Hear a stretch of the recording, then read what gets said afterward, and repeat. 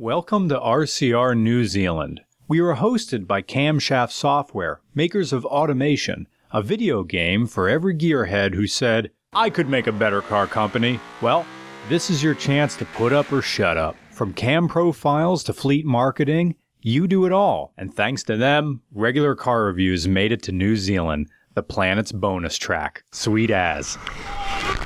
Now that we found love, what are we gonna do? Falcon is the only word I couldn't correctly pronounce with an Australian accent. 06 Ford Falcon back on the road, but when I ride shoddy, they just drive it too slow. I can't wait to be alone with this Falcon tonight. This logo shouldn't be here. Falcons lasted in the USA from 1960 to 1970 and a half. And among the USDM Falcons, our best known one was the American Ute variant, the Ranchero. So seeing a modern Falcon makes me feel as if I'm in an alternate dimension or timeline. Some time pirate went back to 1969, stopped the Ford Pinto, which forced development of the Falcon and its straight six to continue. The remarkable thing about a Falcon is that most of them don't have V8s. Now, I know that's not a huge, a strange thing, because most of the Falcons in the US had straight sixes, but where American car culture changed in the 1960s, the most desirable engine became the small block, the 260, the 289, and maybe the 302. And for Chevy, the 327, 350, and maybe 383 stroker. But it's the arrangement of cylinders which differ. The United States stuck with the V8 and continued to develop it, while in Australia and New Zealand, they stuck with the straight six. In fact, the engine that's in this modern Falcon traces its lineage all the way back to the Powermaster, or is it Thriftmaster 6s. Just as this Falcon is a continuation of the original intent, a family car with performance options. Man, it's a frickin' Falcon, look at it!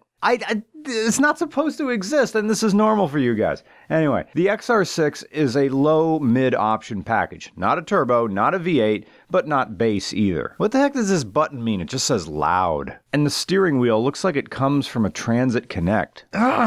It's so weird. Every time I just look at this emblem, this isn't supposed to be here. This car doesn't exist. All right.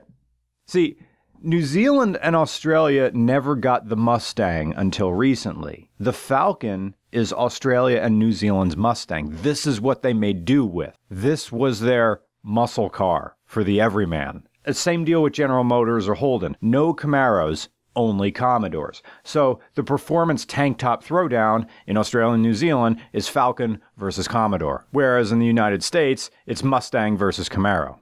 What you have here is a nice, reliable family car that wants to cosplay as a racer. So it ends up splitting the difference by going to work in any number of fields, from taxi service to law enforcement to company transportation. But even though this Falcon was embroiled in the touring car feud with the Holden Commodore, this particular model never really felt like anything more than a cozy little cruiser. Because as I'm getting more comfortable with carving here in New Zealand, you really don't. Because in a place as beautiful as this, why would you want to do anything but cruise? You don't want to pass these sights too quickly any more than you want life to pass you by while you're sitting on the can just a few minutes longer than you need to because you really want to get to this end of the chapter of The Way of Kings. This Falcon comes with a 4-liter straight six, making between 244 and 255 horsepower, and an alleged fuel consumption of, what does this even mean?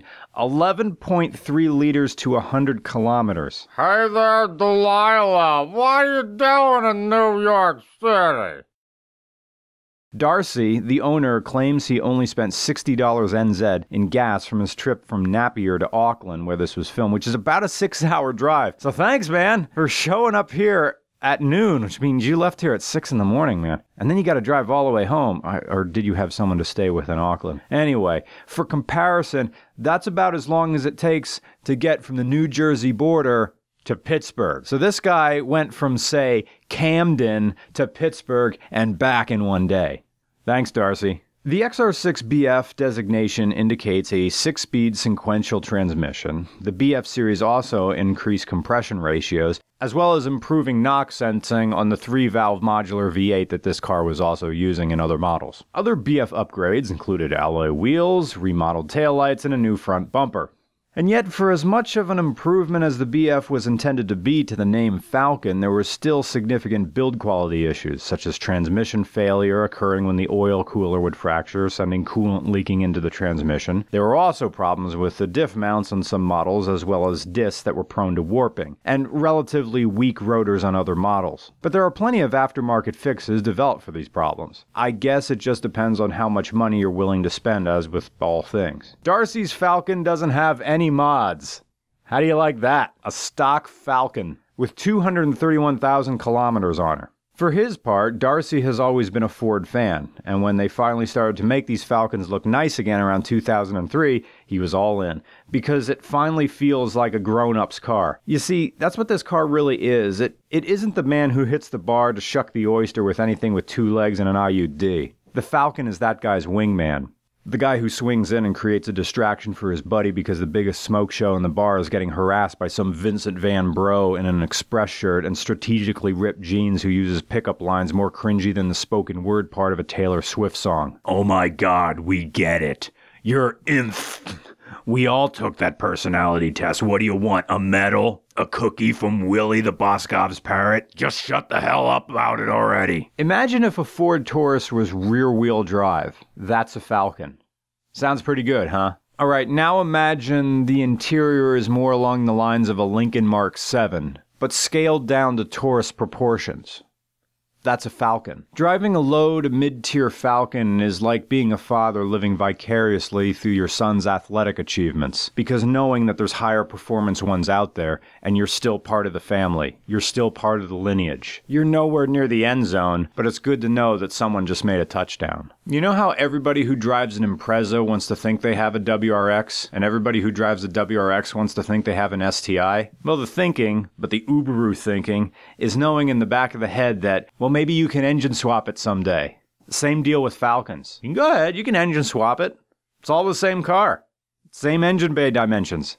But also the Falcon and kind of Commodore, these 4-door cars we've been reviewing lately, speaks more to New Zealand and Australia's welcoming nature. Their muscle cars are 4 doors. They're for everybody to enjoy. It's not exclusionary. I mean, in America, we have the Camaro and the Mustang. Yeah, they're 4-seaters kinda, but they're coupes. The only seats available are for you and your bestie. Whereas down under, your muscle car is for all your mates. So you see?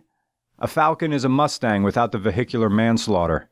In a world of Mountain Dews, a Falcon is frozen fruit, steeped in a glass of ice-cold seltzer water, or what we in Pennsylvania call a mountain don't. So I've learned they're still making Falcons, and I've learned they're still quite great until they stopped in 2016, which I learned too late.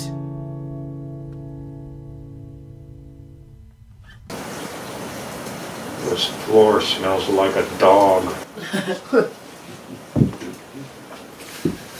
Take a picture there.